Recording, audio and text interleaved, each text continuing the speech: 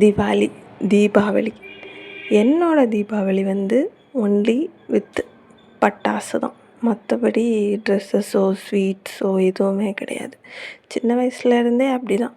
இங்கே வந்து தீபாவளிக்கு வந்து அவ்வளோ செலிப்ரேஷன்லாம் கிடையாது. கிராக்கர்ஸ் மட்டும்தான் வெடித்து நான் சின்ன வயசுலேருந்து எங்கள் ஊரில் பார்த்துருக்கேன். மற்றபடி ட்ரெஸ்ஸஸ் எல்லாம் போட்டு அந்த மாதிரி பண்ணியெல்லாம் நான் பார்த்தது கிடையாது. எங்கள் வீட்லேயும் அப்படி கிடையாது. அந்த பட்டாசுக்கு தான் பிரச்சனையே நடக்கும். அது பட்டாசு கேட்டால் வாங்கி தருவாங்களா?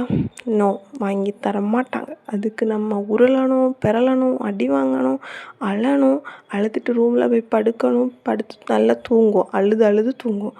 தூங்கும்போது மெதுவாக நம்ம பக்கத்தில் வந்து நீ வாங்குமா பட்டாசுன்னு சொல்லிடுவாங்க. அப்போ வரும் ஒரு சந்தோஷம். அதுவும் அந்த தீபாவளி முடிய போகிற அந்த நைட்டில்.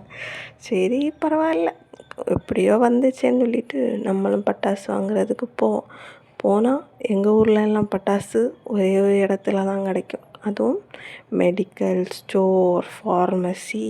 என் வீட்டுக்கு ஆப்போசிட்லேயே ஒரு மெடிக்கல் ஸ்டோர் உண்டு. அங்கே மட்டும்தான் பட்டாசு விற்பாங்க.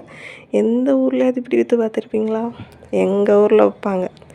அங்கே போய் பட்டாசு வாங்கணும். அதுவும் எவ்வளோத்துக்கு? 100 ருபீஸ், 200 ருபீஸ். அதுக்கு மேலே எல்லாம் பட்டாசு நாட் அலவுட். அங்கே போய் 5 சங்கு சக்கரம், 5 புஸ்வானம், ஒரு பாக்ஸ் ஆஃப் கம்பி மத்தாப்பு அவ்வளோ வாங்கிட்டு வந்து வீட்டில் வந்து வெடிக்கணும். அதிலே வந்து எல்லா பட்டாசும் நல்லா இருக்குமான்னு கேட்டால் நோ. அங்கே தான் வச்சேன்டா உனக்கு ஆப்புங்கிற மாதிரி 4 பட்டாசு நல்லா இருக்கும், 4 பட்டாசு நல்லா இருக்காது. ஓகேன்னு சொல்லிட்டு அதையும் விட்டுக்கிட்டு நம்ம வந்து பட்டாசு வெடித்தா அதுலேயும் நமக்கு வந்து ஒரு ஆப்பு தான் இருக்கும். ஏன்னா வந்து அந்த சங்கு சக்கரம் சுற்றும் போது தரை ஃபுல்லாக கருன்றாயிடும். அதுக்கு வீட்டில் இருந்து நம்ம திட்டு வாங்குவோம், கண்டிப்பாக திட்டு வாங்குவோம். அதுவும் வாங்கிட்டு அதுவும் முடியுமா இல்லை, மழை வந்து சொதப்பிடும். அதுக்கப்புறம் நிறைய பிரச்சனை. தீபாவளிக்கு ஏதாவது பிரச்சனை வந்துக்கிட்டே தான் இருக்கும். அவ்வளோ ரணகலத்துலேயும் ஒரு குதூகலம் அந்த கொஞ்சம் பட்டாசு வெடித்தது மட்டும்தான். எல்லா தீபாவளியும் எனக்கு இப்படி தான் போயிருக்குன்னு கேட்டால் கண்டிப்பாக இப்படித்தான் போயிருக்கு.